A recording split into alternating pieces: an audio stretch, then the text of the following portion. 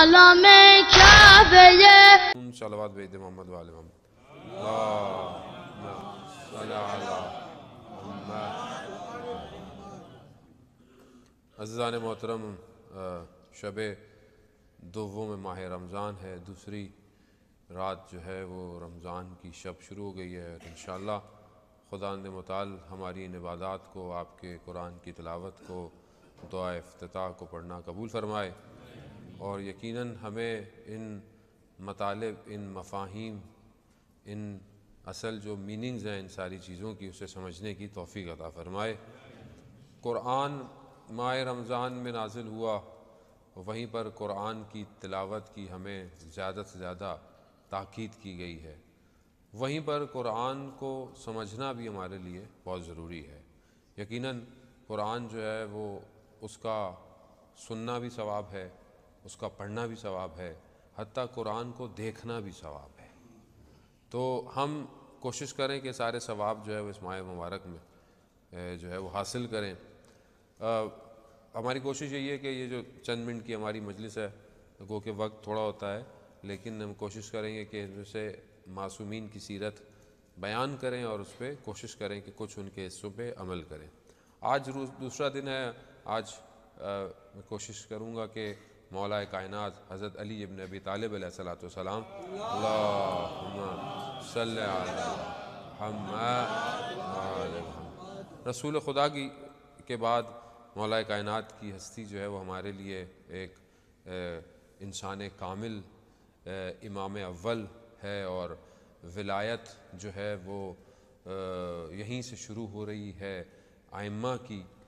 اور قرآن کی آیت میں نے پہلے بھی نیچے بھی عرض کیا، اور اس کی ایک اور تفسیر آپ کی خدمت میں کہ جہاں یہ آیت پڑھتے ہیں بسم اللہ الرحمن الرحیم الف لام میم ذالک الکتاب لا ریب فیہ ھدی للمتقین۔ امام مظلوم امام علی علیہ السلام خود فرماتے ہیں یہ جو ذالک الکتاب ہے یہ میں ہوں، یہ کتاب جس کے لیے پڑھا خود لا ریب فیہ، اور اس میں کوئی شک نہیں ہے، یعنی میری ولایت پہ کوئی شک نہیں ہے۔ تو پہلے تو ہم یہ دیکھیں کہ ہم آیا امام کو امام مانتے ہیں یا نہیں مانتے۔ ایک تو یہ ہے کہ بھئی ہم مسلمان پیدا ہو گئے، شیعہ پیدا ہو گئے، تو اسی لیے امام علی ہیں۔ خوب، یہ تو اچھی بات ہے، خیر اللہ نے ہمیں توفیق دی کہ ہم جب بڑے ہوتے ہیں تو ناد علی پڑھ کے بڑے ہوتے ہیں، اور ناد یا علی مدد کہہ کر جو ہے وہ ہم آگے چلتے ہیں۔ خوب، یہ تو شکر کریں کہ ہمیں ہمارے والدین نے یہ تربیت دی۔ اب آگے ہمیں خود اپنی عقل سے، اپنے لاجک سے اس چیز کو انڈرسٹینڈ کرنا ہے کہ امام علی ہی ہمارے امام ہیں، اور امامت کی ضرورت کیا ہے نبی کے بعد۔ یہ بہت ضروری ہے۔ انشاءاللہ آپ کے درمیان میں علماء ہیں، اور یہ درس آپ لیتے رہتے ہوں گے، توحید کا، نبوت کا، عدالت کا، امامت کا، قیامت کا، اور یہ بچوں کے لیے بہت ضروری ہے۔ کیوں ضروری ہے؟ کیونکہ دیکھیں جو آج دنیا جس طرف جا رہی ہے، جو دنیا کی ایجوکیشن ہے، جو ہم کوشش کرتے ہیں ہمارا بچہ بہترین اسکول میں پڑھے، بہترین یونیورسٹیز میں پڑھے، یہ دنیا کی تعلیم گو کہ بہت ساری چیزوں میں ضروری بھی ہے، حاصل بھی کرنی ہے، لیکن یہ آج کے بچے کو لبرل بنا رہی ہے، یہ آج کے بچے کو دین سے دور کر رہی ہے۔ اس میں وہ ڈائریکٹ نہیں کرتے، وہ انڈائریکٹلی ذہنوں میں یہ بات ڈالتے ہیں۔ خوب، یہ بچہ جب اپنے گھر سے کمزور ہوگا، اپنی مسجد سے کمزور ہوگا، اپنے مدرسے سے کمزور ہوگا، تو یہ بچہ ان انٹلیکچوئل کوسچنز کا جواب نہیں دے پائے گا، اور یہی وجہ ہے کہ تھوڑے دنوں میں بولے گا وہ یہ کہاں ہے، خدا کہاں ہے، خدا بھی کہاں ہے، ہم نے خود بنایا ہوا ہے، یہ ہے، وہ خدا نہیں ہے، پھر امام کیا ہے، پھر رسول کیا ہے، یہ سارے سوال اس کے اندر آنا شروع ہو جائیں گے، اور یہ پھر مشکلات ہوتی ہیں۔ آج آپ دیکھیں ایتھیزم کی طرف جو ہے وہ ہم لوگ جو ہے وہ دنیا جو ہے وہ کھینچی چلی جا رہی ہے، فیشن ہو گیا آج کل، آئی ایم ایتھسٹ فیشن ہے آج کل، پتہ ہی نہیں ایتھیزم ہوتی کیا ہے، لیکن فیشن جو ہے وہ لوگ اس میں جا رہے ہیں۔ خوب، یہ بہت ضروری ہے کہ آپ اپنے بچوں کو ولایت سے قریب رکھیں۔ بچے کو نعت علی آنی چاہیے، سوتے وقت انگلش یا فرینچ رائم سنائیں، اچھی بات ہے سنائیں، لیکن نعت علی بھی سکھائیں اسے، تاکہ جب یہ بستر پہ جائے اسے پتا ہو کہ میں جب پھنسوں گا مشکل میں تو مشکل کشا علی ہے، تو وہی بچائے گا اور کوئی نہیں بچانے والا۔ وہ مشکل کشا کہ جسے ہر نبی نے پکارا، نبیوں کی ولایتیں جو ہیں وہ اس ولایت کے بغیر پوری نہیں ہو رہی ہیں۔ عزیزان محترم، یہ دین بہت ضروری ہے، دین کو دین سے لیں، دینداروں سے لیں، دین کو 4 دن حوضوں میں، اور وہ بھی ایسے حوضوں میں کہ جس کو علماء ہی نہ مانتے ان حوضوں سے نہ لیں دین کو، کہ وہ بولیں کہ حدیث قصہ کیا ہے، اجارت عاشورہ کیا ہے، اس چیز کو سمجھنے کی کوشش کریں۔ جو میرے آباء و اجداد، نہ کہ میرے آباء و اجداد ضروری تھے، نہ، بعض اوقات آپ کے لیے علماء بیان کرتے ہیں، استاد فاطمی نے، ہاں جو اتنے بڑے استاد ہیں، وہ کہتے ہیں کہ بعض علماء حجت ہیں اپنے عمل کی وجہ سے ہمارے اوپر، یعنی ان کی زندگی کا عمل خود حجت ہے۔ اگر ہم ان کو جب دیکھتے ہیں جب کوئی کام کر رہے ہیں، کیونکہ ان کی زندگی بالکل سیرہ معصومین کے اوپر ہے، انہوں نے اپنی نہ زبان سے کچھ اور کہتے ہیں نہ عمل پہ کہتے ہیں، تو ایسے میں بہت ساری چیزیں ہمارے لیے ہم دیکھیں کہ خوب یہ بڑے بڑے علماء، آیت اللہ خوئی، آیت اللہ سستانی، آیت اللہ خمینی، آیت اللہ بروجردی، یہ بڑے بڑے علماءوں نے اپنی زندگی میں، کہ آیت اللہ عثمان بہجت، ایسے لوگ کہاں پیدا ہوئے جن کی وجہ سے دین جو ہے وہ یہاں پہنچا۔ جب آیت اللہ بہجت ہر جمعرات کو حدیث قصہ پڑھ سکتے ہیں، مجھے آپ کو پڑھنے میں کیا پرابلم ہے؟ اور پھر ہم کہتے ہیں اس کی سند پتہ نہیں کیا ہے، اس میں ہے ایسا برا کیا جو برا ہے، آپ اس کے متن میں ایسا کیا ہے خدا نخواستہ، راوی کہتا ہے کہ کیا ہے اس کے اندر، حضرت زہرا سلام اللہ علیہا، بچے آ رہے ہیں، رسول خدا آئے ہیں، ایک ایک کر کے آ رہا ہے، اور جملے دیکھیں کیا خوبصورت جملے۔ تو بہرحال میں، وقت ابھی نہیں ہے، مولا کائنات کا ایک قول آپ کی خدمت میں اور آپ سے التماس دعا۔ امام علی صلی اللہ علیہ وسلم نے جو بلاغہ میں ارشاد فرماتے ہیں، کیا؟ الرزق و رزقان، رزق 2 طرح کا ہے، طالب و مطلوب۔ ایک وہ رزق ہے جس کے پیچھے تم بھاگ رہے ہو، اور ایک وہ رزق ہے جو تمہارے پیچھے بھاگ رہا ہے۔ اب یہ کیا ہے؟ خوب ہم دیکھیں نا، ہم اپنی دنیا میں ہم کس کے پیچھے بھاگ رہے ہیں؟ ہم رزق کے پیچھے بھاگ رہے ہیں۔ خوب اچھی بات ہے، رزق حلال کمانا واجب ہے، لیکن جس کا خدا نے وعدہ کیا ہو اور جس کا خدا نے وعدہ نہیں کیا، خدا نے رزق کا وعدہ کیا ہے کہ نہیں کیا؟ تو پھر ٹینشن کیسی ہے زندگی میں؟ ٹینشن تو اسی کی زیادہ ہے نا، اس کی زیادہ ٹینشن ہے۔ اور جس کا وعدہ نہیں کیا، کس کا وعدہ نہیں کیا؟ آخرت کا۔ تمہارے اپنے عمل ہیں جو تمہیں بچائیں گے، خدا نے وعدہ نہیں کیا، اس کے پیچھے کتنا بھاگ رہا ہوں۔ یہ ہے طالب و مطلوب۔ ایک وہ ہے جس کے پیچھے تم بھاگ رہے ہو، ایک وہ ہے جو تمہارے پیچھے بھاگ رہا ہے۔ جس کے پیچھے میں بھاگ رہا ہوں کیا ہے؟ ومن طلب الدنیا، اور جو دنیا کو طلب کرتا ہے، جو دنیا کے پیچھے بھاگتا ہے، اس کو موت آ جاتی ہے اور دنیا اس کو نکال کے پھینک دیتی ہے۔ آپ کے سامنے دنیا کے بڑے بڑے لوگ جنہوں نے دنیا میں، فرعون، انا ربک الاعلی، میں رب ہوں تمہارا، کہاں گیا؟ ڈوب گیا۔ شداد کہاں گیا؟ نمرود 300 سال لگے اس کو جنت بنانے میں اپنی شداد، اور جب گھوڑا لے کے پہنچا دروازے پہ جو نے بنائی تھی اس نے دنیا، اندر جانے لگا تو ایک شخص نظر آیا، کہا تم کون ہو؟ تمہیں میں نے پہلی دفعہ دیکھا ہے۔ کہا میں موت کا فرشتہ ہوں، جان لینے آیا ہوں۔ کہہ رہا ہے مجھے ایک پاؤں گھوڑے کی زین میں تھا، ایک ہوا میں تھا، جان نکال لی۔ دنیا کے پیچھے بھاگ رہے تھے، دنیا نے اٹھا کے پھینک دیا۔ یہ ہے دنیا آپ کے سامنے، بڑے بڑے بڑے بڑے۔ ومن طلبت آخر، اور جو آخرت کی طلب کرتا ہے، دنیا اس کے پیچھے بھاگتی ہے۔ حتیٰ جتنے خزانے دنیا میں ہیں، حتیٰ یستوفیہ منہا، جتنے خزانے ہیں سب نکال کے اس کے آگے رکھ دیتی ہے۔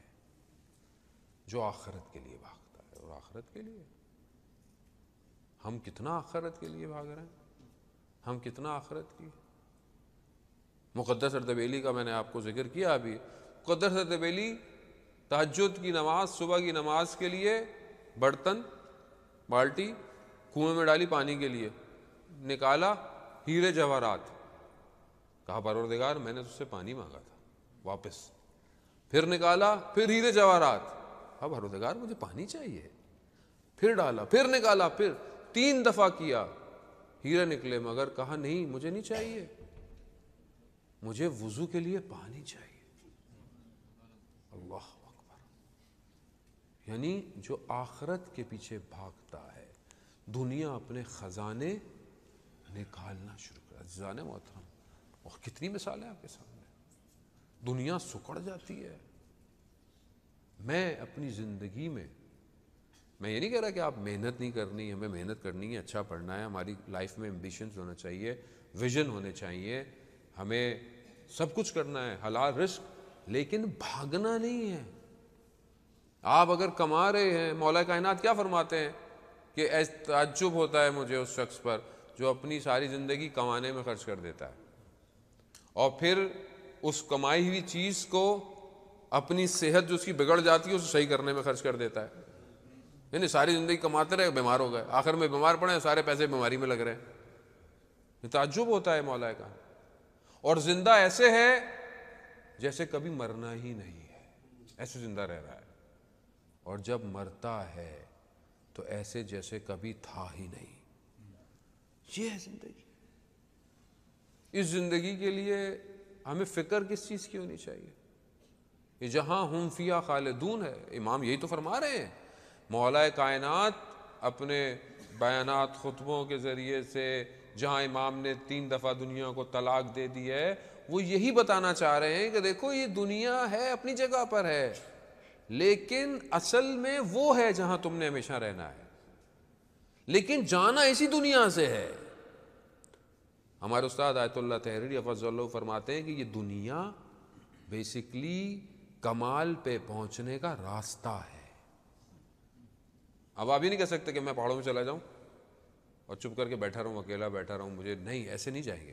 کمال پہ جانا ہے تو سوسائٹی میں رہنا پڑے گا، امتحان دینا پڑے گا، درگزر کرنا پڑے گا، اپنا مال انفاق کرنا پڑے گا، دوسرے کا حق ادا کرنا پڑے گا۔ خوب جب آپ امتحان ہی نہیں دیں گے تو آپ کو رزلٹ کیسے ملے گا؟ آپ بولیں گے نہیں میں ویسے ہی پاس ہو جاؤں، گھر میں بیٹھا ہوں، تو ایسا تو کوئی دنیا کا امتحان پاس نہیں ہوتا۔ عزیزان محترم، دنیا کو سمجھیں۔ حضرت عیسیٰ علیہ السلام جو نبی خدا تھے، دنیا خوبصورت ایک خاتون بن کر آئی اور ایک لباس جیسے ایک دلہن لباس پہنتی ہے ویسے آئی۔ تو ان سے پوچھا حضرت عیسیٰ نے، وہ کہتی ہیں کہ جو میرے پیچھے بھاگتا ہے میں اسے بھگاتی رہتی ہوں، ایسے ہی ہے، اور جو مجھ سے دور جاتا ہے میں اس کے پیچھے بھاگتی ہوں۔ آپ کے اپنے اوپر یہ جو لذتیں ہیں دنیا کی، امام علی علیہ السلام فرماتے ہیں کہ گناہ کی لذت بہت تھوڑی ہے، بہت تھوڑی، مگر گناہ پر پچھتاوا، شرمندگی بہت لمبی ہے، بہت طولانی ہے۔ تو اب یہ تھوڑی سی لذت کے لیے بعد میں لذت لے لیتا ہے، لیکن بعد میں کیا ہوتا ہے؟ انسان پچھتاتا ہے۔ تو بہرحال میں جوانوں سے کہوں گا کہ ہم اس اصل لذت کے پیچھے، تو آغا دولابی فرماتے تھے کہ ترک لذت میں جو لذت ہے وہ کسی میں نہیں ہے۔ یعنی جو آپ کو جو دنیاوی اٹیچمنٹ مل رہی ہے، دنیاوی چیز اٹریکٹ کر رہی ہے، اس کو ڈی اٹیچ کرنے میں جو مزہ ہے وہ کسی اور چیز میں نہیں ہے۔ اس کو چھوڑیں۔ وہ کوئی چیز مل رہی ہے، کوئی دیکھ نہیں رہا، کوئی سن نہیں رہا، مگر میں کہوں پروردگار صرف تیری خاطر چھوڑ رہا ہوں، تیری خاطر، کوئی دیکھ نہیں رہا، کسی کو نہیں پتا، مگر تیری خاطر، صرف تیری خاطر۔ رجب علی خیاط کہ جن کی کتاب عشق کیمیا ہے، وہ یہی کہتے ہیں کہ اس مقام پہ کیسے پہنچے کہ گناہ آمادہ تھا، گناہ ریڈی تھا، کوئی تھا ہی نہیں گھر میں، گناہ تھا۔ تو انہوں نے کہا کہ میں 1 منٹ دروازہ بند کرنے دروازہ بند کرنے گئے، کہا پروردگار کوئی بھی نہیں دیکھتا، مگر میں تیری خاطر دروازہ بند نہیں کر رہا، کھول کے باہر جا رہا ہوں، تو میری خاطر کیا کرے گا؟ کہتے ہیں دروازہ کھول کر باہر گئے، اللہ نے حجاب ہٹا دیے سارے، اور وہ ایک خیاط یعنی ٹیلر تھا، اور اس مقام پر چلا گیا کہ جب مولا کے حرم میں جاتے تھے نجف، تو حرم سے اندر سے آواز اور گفتگو ہوتی تھی۔ اس عالم برزخ میں عالم برزخ کھل گیا، گناہ ترک کر دیا، خوب یہ سب ہمارے لیے بھی ہے. خدا ہمارے لیے بھی وہی ہے جو ان کے لیے تھا. خدا وہی ہے جو حضرت یوسف کا خدا تھا کہ 7 دروازے بند، اور حضرت یوسف نے کیا کہا؟ پروردگار تیری پناہ چاہتا ہوں. کہا یوسف پلٹ جاؤ، 7 دروازے کھل گئے. میرے آپ کے لیے بھی کھل سکتے ہیں اگر میں اور آپ کوشش کریں. عزیزان محترم، بہرحال مولا کائنات کی زندگی سے ہم درس لیں. مولا نے اپنی زندگی میں حق اور حق پر زندگی گزاری ہے، چاہے گھر میں ہو، گھر کے اندر کردار، یا باہر ہوں یا جنگ میں ہوں تو امام کا کردار، چاہے امام محراب میں ہوں تو مولا کی عبادت، چاہے شب کی تاریکی میں ہوں تو امام علی کی مناجات. مولا یا مولا انت المولا انا العبد وهل يرحم العبد الا المولا. یہ ایک چیز ماہ رمضان میں ہم لیں. یہ انشاءاللہ آپ مناجات پڑھیں گے شب قدر کے اندر، ترجمہ پڑھیں، دل سے بولیں مولا یا مولا انت المولا. تو میرا مولا ہے، تو میرا آقا ہے، میں تیرا بندہ ہوں. کیا تو رحم نہیں کرے گا جبکہ تو میرا آقا اور میں تیرا بندہ ہوں؟ مولا یا مولا انت الرازق انا المرزوق.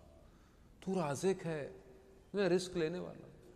تو رحم نہیں کرے گا جبکہ تو رازق ہے، میں مرزوق ہوں. اللہ، کیا دعا ہے، کیا مناجات ہے. اب یہ اپنی زندگی میں لے کر آئیں. امام کے سچے ماننے والے تبھی کہلائیں گے.